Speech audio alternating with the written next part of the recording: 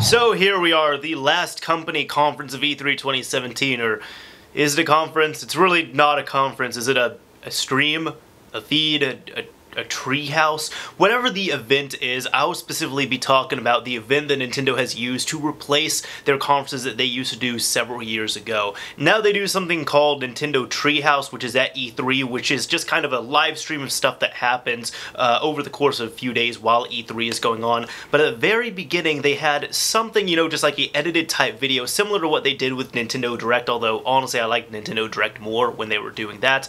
But they decided to do it to introduce Treehouse, and that's what I'm going to be reviewing specifically. So first, my thoughts on this, to sum it up, I thought it was short and sweet. I was surprised at how short this was, clocking in at just about 25 minutes, but honestly, with the content they had, the way they delivered it, and the way they were dropping things, it made sense for Nintendo. So this is actually short enough I can just go through it back to back, but first off they had Xenoblade Chronicles 2, which to me looks beautiful. It looks great so far, and I've noticed one thing with all these games, including Xenoblade Chronicles 2, is it seems like the English dub was kind of it needs work. It needs work. That's been my only complaint on it so far. But honestly, it looks solid. There's also going to be a new Kirby game. All we know is that it's called Kirby. And then we got some things from the Pokémon company, which were Pokémon Tournament DX, the deluxe edition, which we already knew about.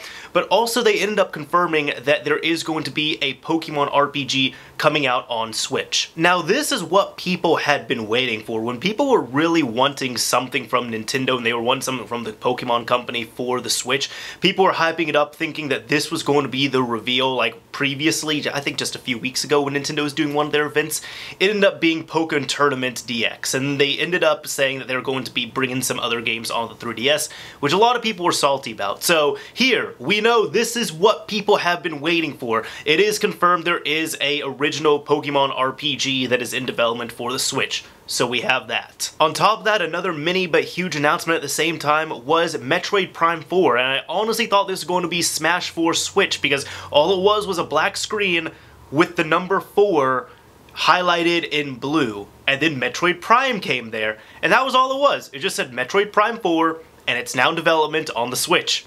And honestly, that's all they need to do. I'm gonna come back to that, though. There's a new Yoshi game that's in development, which if you have not played Yoshi's Woolly World, fantastic game. That was just such a fun and hilarious and awesome game that was on the Switch. And I wasn't sure if this was going to be a remake or a sequel, but it definitely looks like a sequel.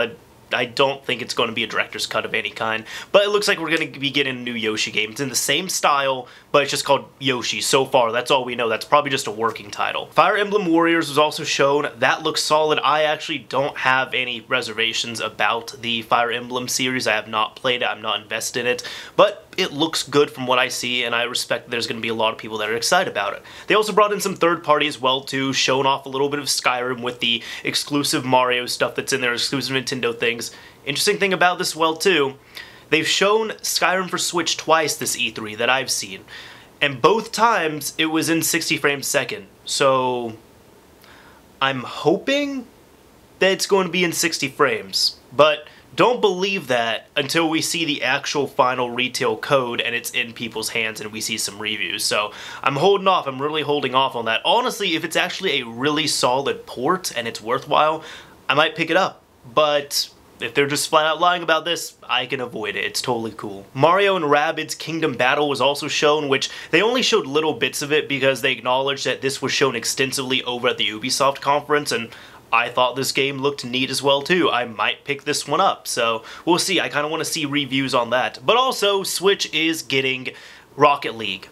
So it's going to be coming out, and it is confirmed that there's going to be crossplay on it as well too, although it's not going to be crossplay with PS4. It's going to be for Xbox One, PC, and Switch, but we won't be able to play with PS4 owners. Something that, unfortunately, Sony's kind of been gating off. Not just even with this, but also it's been confirmed with Minecraft as well, too. Minecraft PS4, you won't be able to do crossplay on that, so it's not a Nintendo fault. it's more of a Sony fault at that point. Now, they also had some previews for the upcoming 2 DLC expansion packs on Breath of the Wild, and this was, funny enough, the only time they mentioned the Wii U, because really, I'm looking at my list here, everything here was Switch. Everything here was Switch. There was not a single 3DS thing. I'm gonna get to that in a bit. There wasn't a single 3DS thing mentioned here, but this is one thing they mentioned for the Wii U, because Breath of the Wild is on both Wii U and Switch, so I think it's good they at least did that.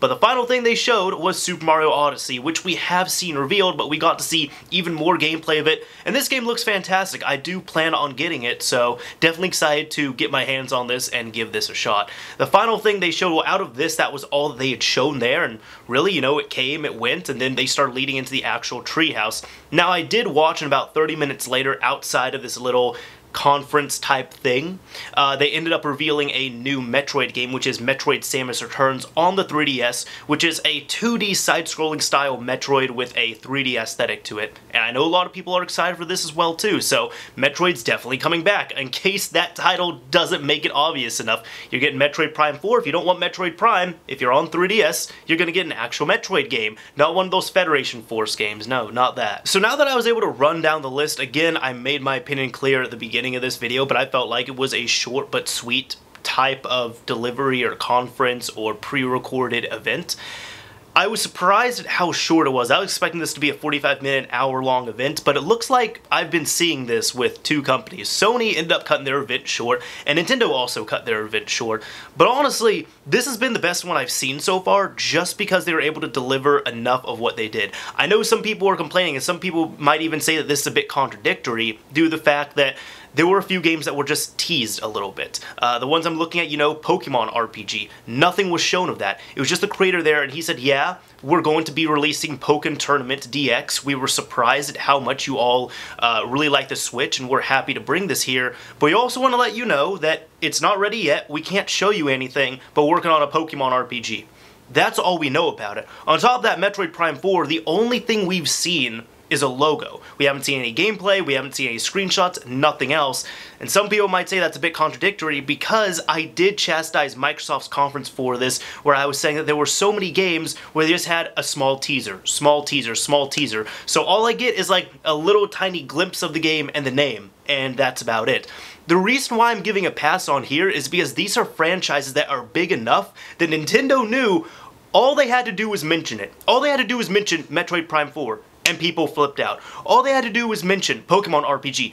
People freak out. These other indie games that they just show a tiny bit of a teaser and then the name, I know nothing about those. I have nothing to base that on. These are established franchises that are huge for Nintendo, that they knew how people were going to react. So I think that's okay. They're really working with their audience on that. Just because they revealed it, it's there. Wait a little bit. And also for anybody who's wanting more footage of it or whatever, there's always Nintendo Directs. Nintendo does have more events, and then there's going to be E3 next year. So by the time E3 rolls around next year, we're probably going to see footage from Metroid Prime 4 and even this new Pokemon game. So it's totally cool. I'm really not worried about that. Now, my next video I do have, just giving you all a little bit of a preview. I am going to be talking about my thoughts over all the conferences that I've seen and kind of my criticisms on them as well too, because I have some overarching themes to say. But so far I'll say this, Nintendo has probably impressed me the most, just because they're able to deliver it in a proper way, and it didn't take a whole bunch of time either. I didn't feel at all bored during this conference, and really my only concern or question might have been, why was it so short? But then again, we got a ton of great content right there. Now, I'd say even looking at this, about half of it was stuff we knew about that's been expanded on, similar to what Sony and Microsoft had done, but the other half was stuff that has been confirmed for development, which is definitely awesome to see. So I think overall, with all these conferences, the keyword has been safe. They've been going with safe stuff. But anyways, let me know what you all think. What do you all thought of this conference, of other conferences, of E3 this year? And if you kind of want to know a little bit more about that, my next video is going to be talking about that. So anyways, this is Mr. Mario, signing off. Thank you all for watching, everyone.